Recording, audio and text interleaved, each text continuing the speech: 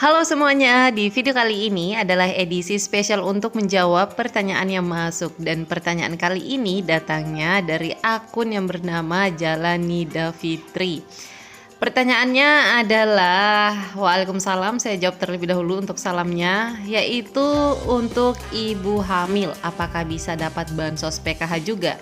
Oke, jadi terkait ibu hamil atau bumil ini memang ada di dalam PKH, tapi ada tapinya ya. Nah, di sini kita akan bahas terlebih dahulu terkait aturan yang berlaku sekarang, karena faktanya ada banyak atau ada beberapa ibu hamil yang ternyata bansosnya tidak terbayarkan. Nah, seperti apakah kira-kira untuk aturan yang berlaku sekarang terkait ibu hamil di dalam PKH? Apakah bisa mendapatkan bantuan sosial dan caranya seperti apa? Pastikan nonton video ini sampai habis.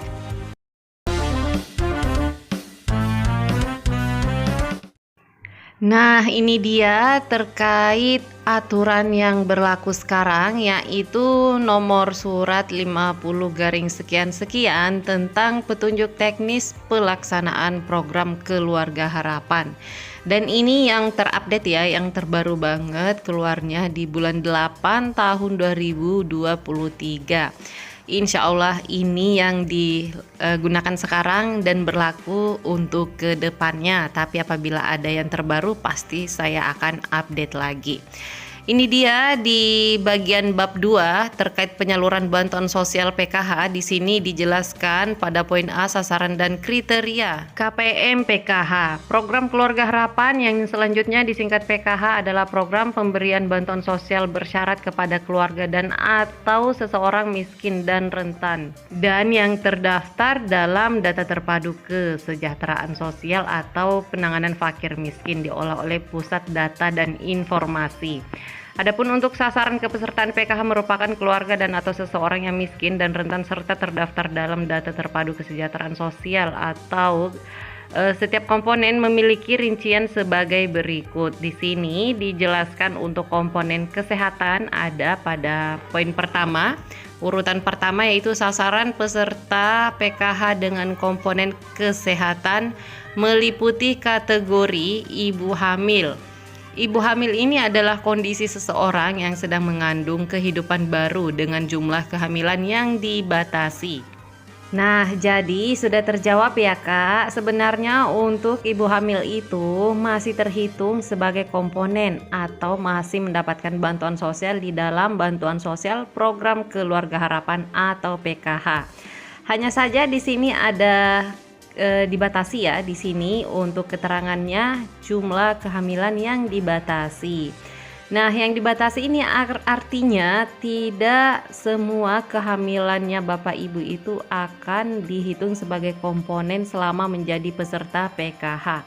Tapi kalau tidak salah itu maksimal hanya 2 kali kehamilan selama Bapak Ibu menjadi peserta PKH. Sekarang bagaimanakah cara untuk bisa mendaftar atau mendapatkan bantuan sosial PKH komponen ibu hamilnya?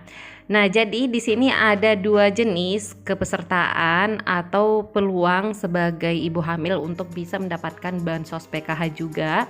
Yang pertama contohnya misalnya Bapak Ibu itu sudah menjadi peserta PKH, dan yang kedua apabila Bapak Ibu belum menjadi peserta PKH dan baru pertama kali ingin mendaftar sebagai peserta PKH.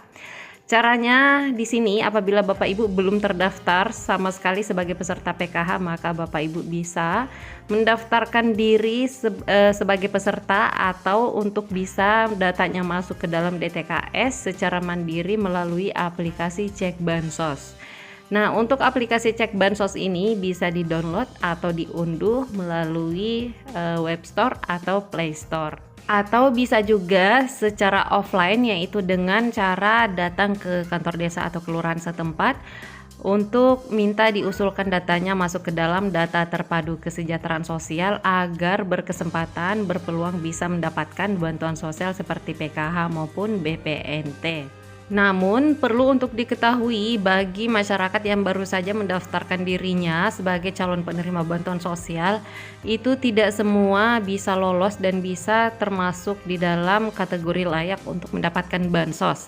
karena akan melewati tahapan-tahapan terlebih dahulu dan juga verifikasi tentunya ya. Apabila Bapak Ibu ternyata dari segi sosial ekonomi dinyatakan tidak layak terima bansos walaupun memiliki komponen A sampai Z, tapi kalau dinyatakan tidak layak terima bansos dari segi sosial ekonomi, tetap saja datanya Bapak Ibu tidak bisa lolos masuk ke dalam data terpadu kesejahteraan sosial.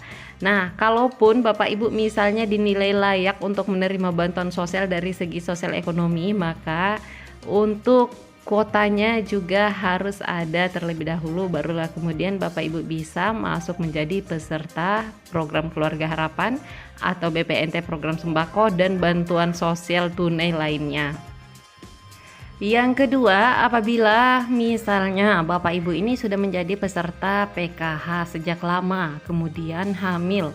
Nah, untuk kehamilan ini kan tidak bisa terdeteksi otomatis sama seperti anak sekolah ya, karena sudah terdaftar di dalam Dapodik sekolah, sehingga walaupun tidak dilaporkan biasanya akan otomatis terdeteksi di pusat bahwa ini anaknya sudah sekolah dan dia berada di kelas berapa serta jenjang apa. Tapi kalau untuk komponen ibu hamil ini dia sifatnya manual dan wajib untuk dilaporkan ketika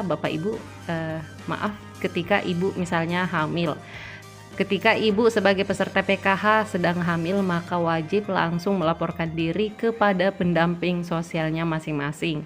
Kemudian pendamping sosialnya yang akan menginput datanya di bagian 6NG akun miliknya sebagai peserta PKH yang sedang hamil di sana.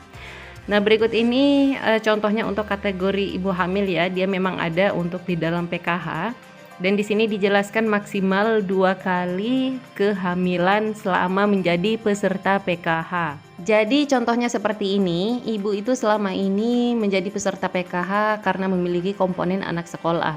Kemudian tahun ini ibu hamil. Nah, itu dihitung sebagai kehamilan pertama karena itu adalah kehamilan pertamanya ibu selama menjadi peserta PKH. Yang dihitung bukan sudah berapa kali hamil ya. Kalau dihitung sudah berapa kali hamil berarti sudah kedua atau ketiga kali karena sebelumnya sudah memiliki anak sekolah. Tapi yang dihitung adalah selama ibu itu menjadi peserta PKH sudah berapa kali hamil. Nah, contohnya tahun ini ibu hamil, sedangkan sebelumnya ibu sudah memiliki komponen anak sekolah, maka itu dihitung sebagai kehamilan pertama.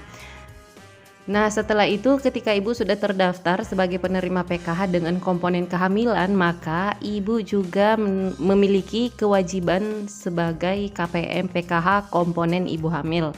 Yaitu kewajibannya ibu karena sudah mendapatkan PKH komponen ibu hamil, berarti ibu wajib sekali untuk rutin memeriksakan kehamilannya ke Posyandu. Setiap bulan itu diwajibkan untuk mengontrol setiap perkembangan janinnya yang masih di dalam kandungan. Setelah itu ibu melahirkan, langsung dibuatkan akte kelahiran anaknya atau didaftarkan masuk ke dalam kartu keluarga. Kemudian laporkan lagi ke pendampingnya bahwa ibu sudah melahirkan agar datanya bisa diupdate kembali. Setelah itu anaknya yang baru lahir juga wajib sekali diperiksakan untuk tumbuh kembangnya ke posyandu terdekat setiap bulan.